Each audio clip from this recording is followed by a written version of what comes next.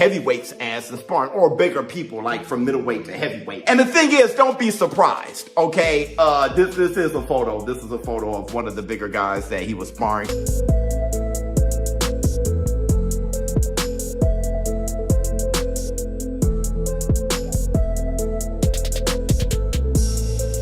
The first thing, anything can happen. Anybody can be knocked out. Because remember, the chin don't lift weights. That's what I always say. Floyd Mayweather was left stunned after witnessing Gervonta Tank Davis knock out a heavyweight during sparring in preparation for his fight with Jake Paul. People still don't get it, Floyd said. Size doesn't win fights. A bigger body can hit the canvas just as fast if the opponent has speed, power, and perfect timing. He explained that a smaller, sharper fighter can absolutely take down a larger one, and Tank just proved that again by flooring someone far. Nobody can be knocked out. So I don't put nothing past nobody. I can be knocked out. Hit me from the blind side. I mean, that's most time how fighters get knocked out, with the hook. You can't see a hook coming because it comes from the blind side. But as far as with boxing, I don't really need to beef with, I really don't need to beef with nobody in a sport of boxing. Even though it could be some people I really don't like, I don't need to beef with nobody. They ain't got what I got. They boxers. I'm a businessman.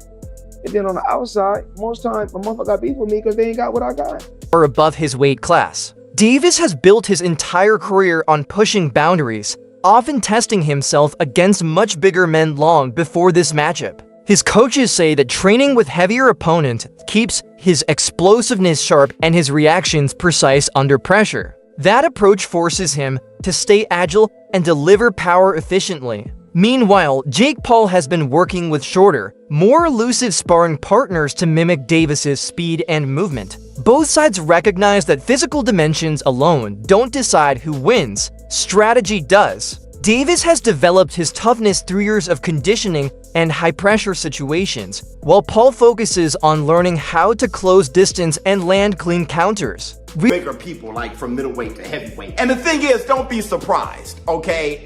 This is a photo. This is a photo of one of the bigger guys that he was sparring. But in the past, you know, like maybe a few years ago, he was fighting a guy in Mayweather's camp. He was a bigger guy. I think he was like a middleweight or something like that. He was whooping his ass. One time he was like on live whooping a bigger guy's ass. I mean, he's just beating bigger guys like middleweights and stuff. He's done that in sparring forever. Remember this story? I've brought it up a million times and I've showed this clip a million times, but on Ellie Set Back.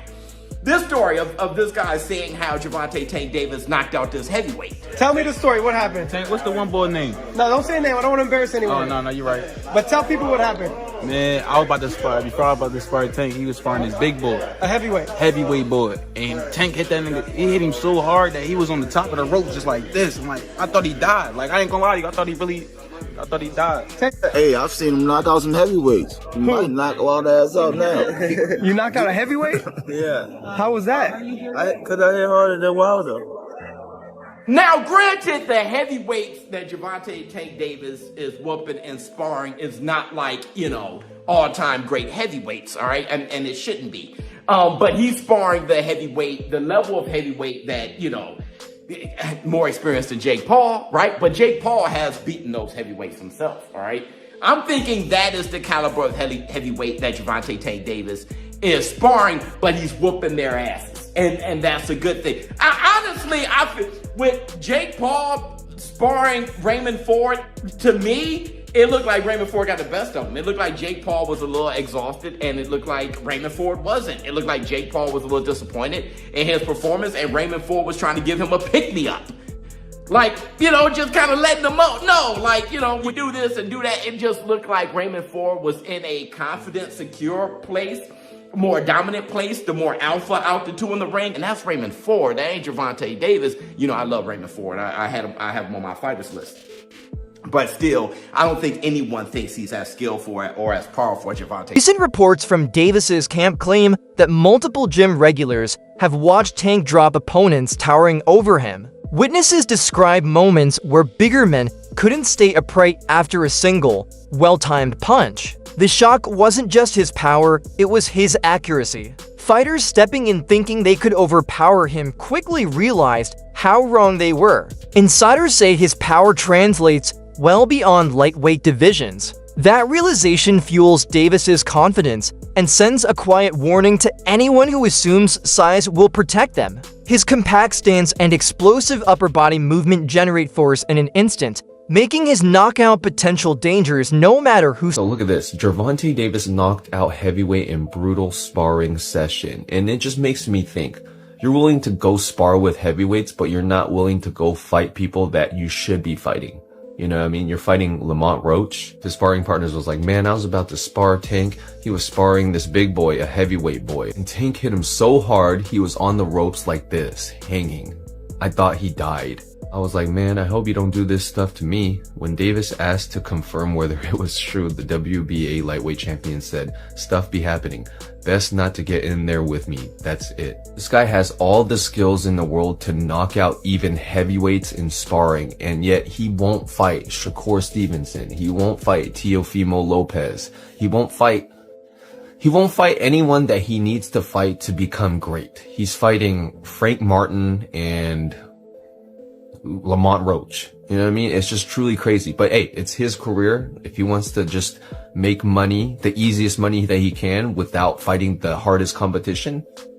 Stands across from him. A well-known analyst recently reminded fans that judging Davis by one underwhelming performance ignores his long history of decisive finishes. Even on nights when expectations weren't met, he stayed composed and strategic, a sign of true championship experience. Jake Paul has shown courage, but he's never faced the same kind of high-stakes adversity where one mistake could end everything. For Davis, tough fights have become valuable lessons. For Paul, those challenges are still uncharted territory. Many fans calling for an upset overlook the years of elite experience and fight IQ that Davis brings to the ring. Paul is not beating Tank Davis. Can't believe I actually have to make this video, but let's break this down. Fact that there's actually credible names in the boxing industry saying that Jake Paul's gonna KO Tank Davis is wild. Look, I know Tank Davis's last performance against Lamont Roach was not that good. And in recent years, he's devalued his stock as a fighter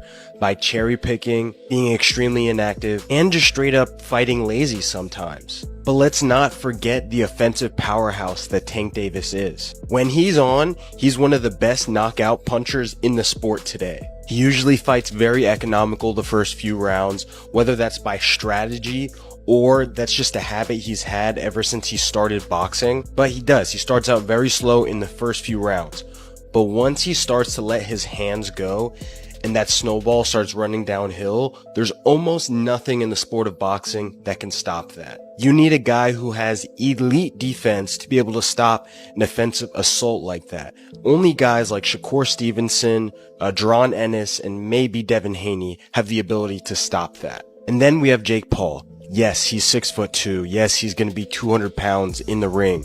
But as you can see with his fight with Tommy Fury, he has poor defense. Whenever he faces another boxer who actually knows what they're doing, once they let their hands go, Jake doesn't know what to do. He's not comfortable defending, whether that's moving his feet or moving his head or just having a tight high guard. He doesn't do it. He gets fatigued and starts dropping his hands, and that would be fine if he had good movement to make up for it. But he doesn't. He has some pretty decent offense, but he mainly throws punches and combinations for the first 4 or 5 rounds and then gets fatigued. He's not a true one-punch knockout artist, and he's not a very good strategic fighter either when it comes to winning decisions. So what's going to happen is Jake Paul's going to throw combinations for the first 4 or 5 rounds, and then right when he gets tired, Tank's going to come on strong and start unloading with the hardest punches that Jake Paul has ever been hit with. And he'll get stopped. It might not be a one-punch knockout, but Jake Paul will get stopped. When pressure peaks, that experience can be the difference between winning and survival. Former world champion Carl Froch has voiced concern about the matchup safety, citing the vast size difference as a potential risk. He noted that boxing commissions usually prevent such mismatches for a reason: to protect fighters. While Froch understands that spectacle sells, he warned that both men's health must come first. Coming from a veteran of countless wars in the ring, his words carry weight. His concern isn't criticism, it's caution. That's all for today's video. Stay tuned for more updates, and until next time, keep watching the fight world evolve.